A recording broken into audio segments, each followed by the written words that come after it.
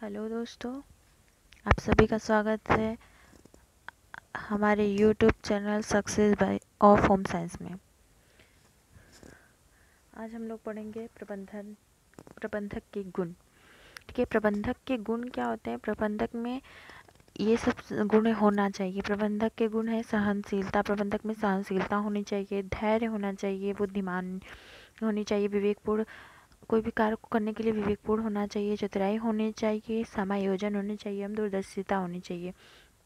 ठीक है, संसाधनों का ज्ञान होना चाहिए और कार्यकुशलता तथा कल्पना शक्ति भी होनी चाहिए। ठीक है, अब हम लोग पढ़ेंगे गृह व्यवस्था के उत्प्रेरक तत्व, मोटिवेशन ऑफ मैनेजमेंट। ठीक है, मोटिवेशन ऑफ मैनेजमेंट 3 होते हैं जिन्हें हम ट्रायंगल में प्रदर्शित करते हैं। पहले होता है वैल्यू, फिर गोल, फिर स्टैंडर्ड। ठीक है, वैल्यू, गोल एंड स्टैंडर्ड।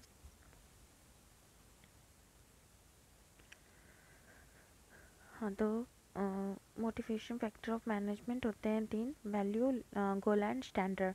इसका हम ट्रायंगल से प्रस्तुत करते हैं। मूल्य, लक्ष्य, स्तर। आते हैं हम मूल्य को देखते हैं। मूल्य क्या होते हैं? व्यक्ति के जीवन के प्रेरक तत्व होते हैं और लक्ष्य स्तर में सबसे महत्वपूर्ण होते हैं। निर्माण के तत्व लक्ष्य स्तर होते हैं और मूल्य क्या होते हैं? अनिश्चित होते हैं एवं आत्मगत होते हैं।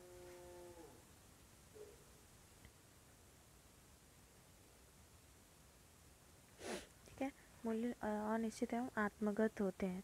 फिर मूल्य की परिभाषा, फिर हम लोग डिफिनेशन ऑफ वैल्यू पढ़ेंगे। तो मूल्य की परिभाषा है, ब्रेविक के अनुसार सभी मूल्य मानवीय होते हैं, व्यक्ति उनका उपभोग व मूल्यांकन करता है। ठीक है, क्या होता है? सभी जो मूल्य होते हैं वो मानवीय होते हैं। सभी मूल्य मानवीय होते हैं, व्यक्ति उनका उपभोग व मूल्यांकन करता है। डॉट के अनुसार क्या है? मूल्य अनुभूति चाह है, व्यक्ति की किसी समय में चरमोत्कर्ष है। डॉट के अनुसार मूल्य क्या है? मूल्य अनुभूति चाह है, व्यक्ति का किसी समय में चरमोत्कर्ष है। फिर निकेल एंड डार्सी सबसे इम्पोर्टेंट है, मोस्ट इम्पोर्टेंट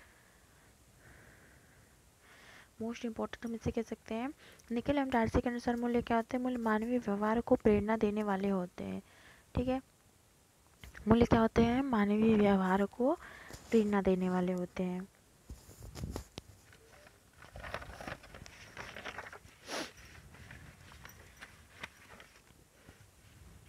आगे हम देखते हैं मूल्य की परिभाषा, विशेषता है। ठीक है, मूल्य की क्या विशेषता होते हैं? मूल्य अनिश्चित होते हैं, मूल्य व्यक्तिगत होते हैं, मूल्य परिवर्तनशील होते हैं, स्थायी व अस्थायी होते हैं, एक दूसरे से भिन्न होते हैं, मूल्य संस्कृति के परिचायक होते हैं, संतुष्टि प्रदान करने वाले होते हैं। भिन्न भिन्न संस्कृतियों में मूल्य भी भिन्न भिन्न होते हैं। भिन्न भिन्न संस्कृतियों में जो मूल्य होते हैं वो भिन्न भिन्न होते हैं।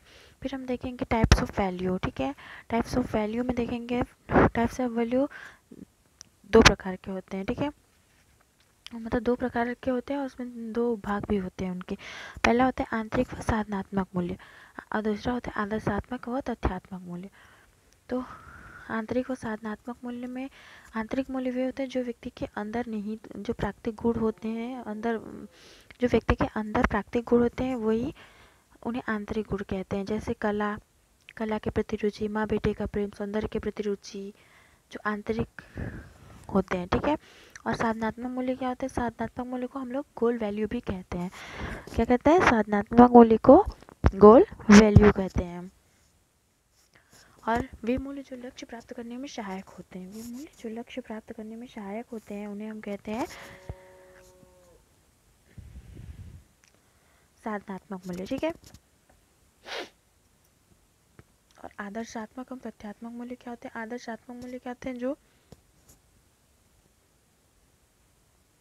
सृजन के समय उचित व अनुचित का ध्यान रखते हैं और नैतिकता पर आधारित होते हैं।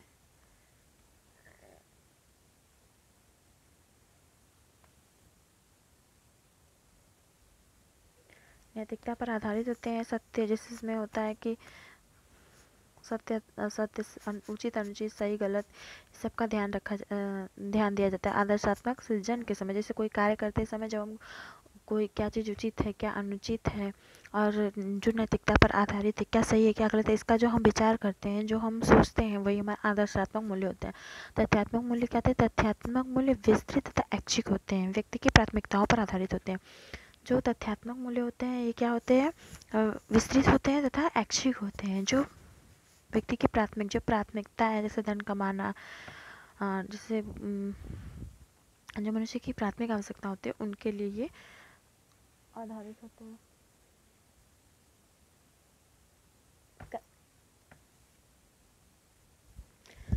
ठीक है। अब क्या हो गया? मूल्य के प्रकार, टाइप्स ऑफ वैल्यू हो गए। टाइप्स ऑफ वैल्यू होते हैं दो, आंतरिक व साधनात्मक मूल्य और आदर्शात्मक तथा तथ्यात्मक मूल्य हो गया। आंतरिक मूल्य वे होते हैं जो व्यक्ति के अंदर निहित होते हैं, और जो प्राकृतिक गुण, व्यक्ति के अंदर के प्राकृतिक गुण ही आंतरिक मूल्य होते हैं। और साधनात्मक मूल्य क्या होते हैं? इसे गोल वैल्यू भी कहते हैं, इसे गोल वैल्यू कहते हैं। और वे मूल्य जो लक्ष्य को प्राप्त करने में सहायक होते हैं उसे गोल वैल्यू कहते हैं। आदर्शात्मक व तथ्यात्मक मूल्य क्या होता है? सृजन के समय उचित व अनुचित का ध्यान रखते हैं, नैतिकता पर आधारित होते हैं। जैसे हम कोई कार्य करते समय सही गलत का ध्यान रखते हैं, उसे वही हमारा आदर्शात्मक मूल्य होता है। तथ्यात्मक मूल्य वे होते हैं जो प्राथमिकताओं पर आधारित होते हैं, ठीक है, और ऐच्छिक होते हैं, व्यक्ति की इच्छाओं पर आधारित होते हैं, ठीक है। फिर हम आते हैं मैंकी के अनुसार 4 मूल्य होते हैं जिन्हें हम कहते हैं पूज।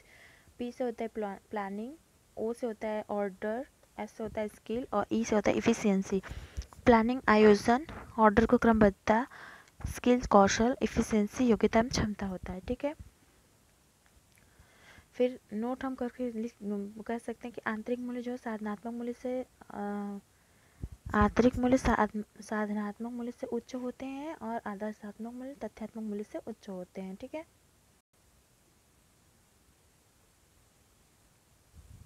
अब आते हैं हम पारकर के अनुसार। पारकर के अनुसार मूल्य, पारकर ने मूल्य को 9 भागों में बांटा है। पारकर ने 9 मूल्य बताए हैं। पहला है आराम व सुख, दूसरा है प्यार, तीसरा है महत्वाकांक्षा, चौथा इच्छा, पांचवा कला, धर्म और स्वास्थ्य, खेल तथा शिल्प एवं रुचियाँ, ठीक है। पारकर ने 9 मूल्य दिए हैं, क्या क्या? आराम व सुख, प्यार, महत्वाकांक्षा, इच्छा, कला, धर्म, स्वास्थ्य, खेल, शिल्प, विज्ञान, रुचियाँ, ठीक है। लिंडसे ने 6 दिए हैं, सामाजिक मूल्य, आर्थिक मूल्य, सैद्धांतिक मूल्य, धार्मिक मूल्य, सौंदर्यात्मक मूल्य, राजनीतिक मूल्य। PS नायडू ने भी 6 मूल्य दिए हैं, आर्थिक मूल्य, शारीरिक मूल्य, सामाजिक मूल्य, वैज्ञानिक मनोवैज्ञानिक मूल्य, दार्शनिक मूल्य और आध्यात्मिक मूल्य। जो आर्थिक मूल्य, शारीरिक मूल्य, सामाजिक मूल्य होते हैं, ये तीनों क्या होते हैं? साधनात्मक मूल्य होते हैं।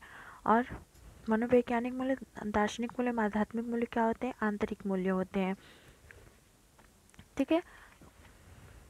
अब हम आते हैं लक्ष्य पर। लक्ष्य जिसे गोल कहते हैं, ये व्यक्ति हमेशा प्रयासरत, लक्ष्य को प्राप्त करने के लिए व्यक्ति हमेशा प्रयासरत रहता है, ठीक है।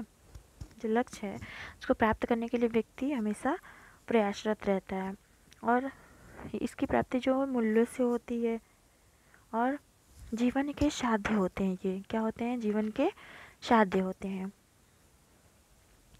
लक्ष्य इन्हें हम निखिल डार्सिन के अनुसार लक्ष्य वे अंतिम बिंदु हैं जिसकी प्राप्ति हेतु व्यक्ति या परिवार कार्य करने की इच्छा रखते हैं, ठीक है। क्या होते हैं? निखिल एवं डार्सी के अनुसार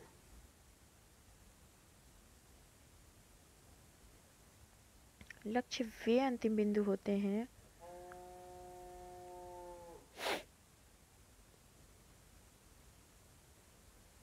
जिनकी प्राप्ति हेतु व्यक्ति या परिवार कार्य करने की इच्छा रखते हैं, ठीक है। और ये जीवन के साध्य भी होते हैं। लक्ष्यों का निर्माण व्यक्ति की इच्छाओं, जीवन मूल्यों, विचार धारा, अभिवृत्ति तथा विगत वातावरण के द्वारा होता है। लक्ष्य जीवन के साध्य हैं, ये किसने कहा है? ये किसने कहा है? जी पी शेरी ने। जी.पी. शेरी ने क्या कहा है कि जो है लक्ष्य जो है जीवन के साध्य होते हैं। अब आते हैं हम लक्ष्यों का वर्गीकरण। लक्ष्यों का वर्गीकरण हम लोग लक्ष्य का वर्गीकरण हम 3 प्रकार से करते हैं। पहला होता है तात्कालिक या अल्पकालिक लक्ष्य, तात्कालिक या अल्पकालिक लक्ष्य, ठीक है। फिर दीर्घकालिक लक्ष्य और साधन समाप्ति लक्ष्य। तीसरा होता है साधन समाप्ति लक्ष्य। और जो तात्कालिक लक्ष्य होता है वो क्या होता है, अधिक होते हैं। तात्कालिक लक्ष्य जो होते हैं वो अधिक संख्या में अधिक होते हैं, स्पष्ट होते हैं, अनिश्चित होते हैं, ठीक है, और असंख्य होते हैं, ठीक है। जैसे रोज रोज की जो रोज का जो पर डे का होता है हमारा लक्ष्य, जैसे भोजन का, हमें कहाँ जाना है, क्या करना है, एक दिन का लक्ष्य वो अस्थायी भी होता है, उसे हम बदल भी सकते हैं। और दीर्घकालिक लक्ष्य होता है वो अस्थायी होता है। जो दीर्घकालिक लक्ष्य होता है वो अस्थायी होता है और समय उसमें अधिक लगता है। और तीसरा होता है साधन समाप्ति लक्ष्य, जिसे हम मीन एंड चैन भी कहते हैं। लक्ष्य को प्राप्त करने के लिए किया गया कार्य ही, जो कार्य किया जाता है वो साधन समाप्ति होता है। जैसे साधन समाप्ति क्या होता है, मीन एंड चैन, लक्ष्य को प्राप्त करने के लिए किया गया कार्य ही साधन समाप्ति लक्ष्यों के अंतर्गत आता है, ठीक है। आगे हम पढ़ेंगे लक्ष्य की विशेषता, ठीक है। लक्ष्य की विशेषताएं क्या होती हैं। लक्ष्य क्या है, समाज से प्रभावित होता है, सतत चलने वाला होता है, समय पर आधारित होता है, श्रृंखलाबद्ध होता है, परिवर्तनशील होता है, मूल्यों से प्राप्ति, उसके लक्ष्य की प्राप्ति मूल्यों से होती है, व्यक्तिगत व सामूहिक होता है, मूल्य से ज़्यादा स्पष्ट होते हैं और श्रृंखलाबद्ध होते हैं, ठीक है। लक्ष्य का संबंध आशा से भी होता है। एक ये भी है कि जो है लक्ष्य का संबंध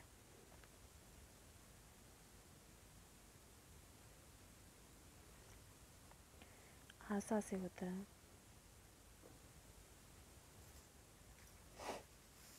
ठीक है। अब हम पढ़ते हैं स्टैंडर्ड, स्तर। स्तर क्या होता है, स्तर की भी उत्पत्ति मूल्यों से होती है, मतलब कि लक्ष्य और स्तर की उत्पत्ति दोनों ही मूल्यों से होती है। मूल्य इम्पोर्टेंट होता है, वस्तुओं को मापने हेतु विचार प्रस्तुत करता है। जो स्तर होता है वो वस्तुओं को मापने हेतु विचार प्रस्तुत करता है, ये निरीक्षण करने योग्य होता है और मापक इकाई होता है, ठीक है। जो स्तर वस्तुओं को मापने हेतु विचार प्रस्तुत करते हैं, कार्य का तरीका बताते हैं, और हम इस स्तर को प्राप्त करने की कोशिश करने में तत्पर रहते हैं, ठीक है। ग्रासम क्रेंडल ने इनकी परिभाषा क्या दी है, ग्रास एवं कैंडल, परिभाषा क्या दिए हैं, स्तर गृह व्यवस्था से संबंधित अधिकांश स्तरों को जीवन स्तर गृह व्यवस्था से संबंधित अधिकांश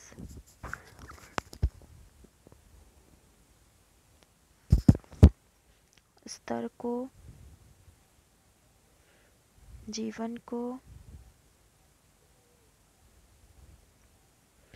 रहने योग्य बनाने हेतु आवश्यक समझी जाने वाली स्थितियों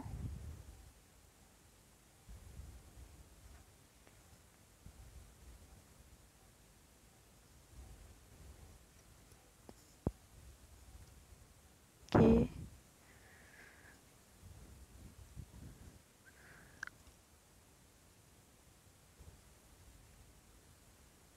मानसिक चित्र में समझी जा सकती है, ठीक है। ग्रासम कैंडल ने क्या परिभाषा दी है कि स्तर गृह व्यवस्था से संबंधित अधिकांश स्तरों को जीवन को रहने योग्य बनाने हेतु आवश्यक समझे जाने वाली स्थितियों के मानसिक चित्र को समझी जा सकती है। स्तर होते हैं 2 प्रकार के, परंपरागत एवं परिवर्तनशील,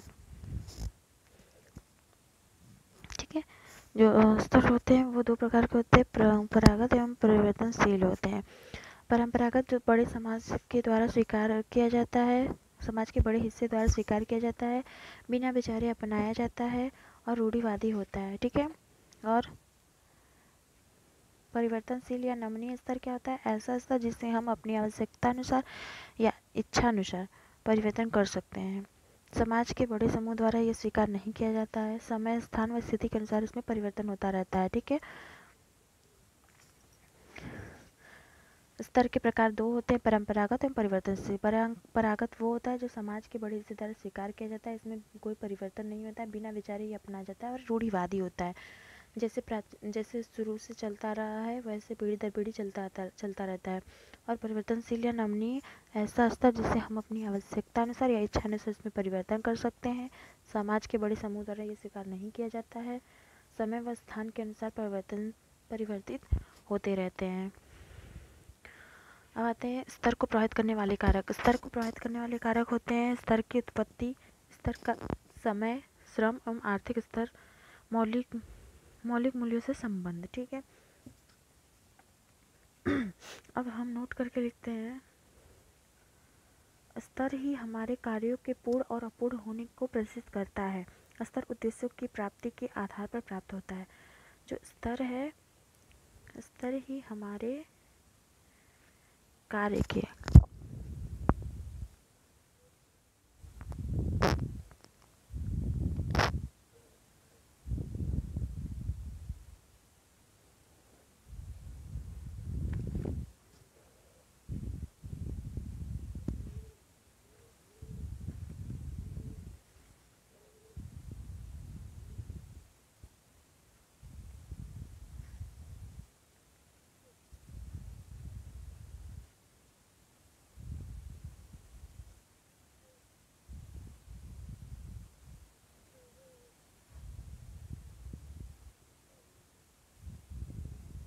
ठीक है।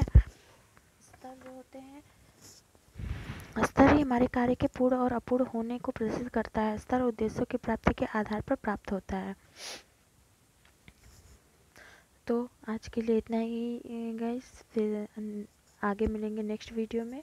तब तक के लिए नमस्कार। और ऐसे ही शॉर्ट नोट्स पाने के लिए और क्वेश्चन भी लेके आएंगे, चैप्टर वाइज क्वेश्चन भी कराते हुए चलेंगे। इसके लिए चैनल को लाइक करें, शेयर करें, सब्सक्राइब करें। तब तक के लिए नमस्कार। जय हिंद।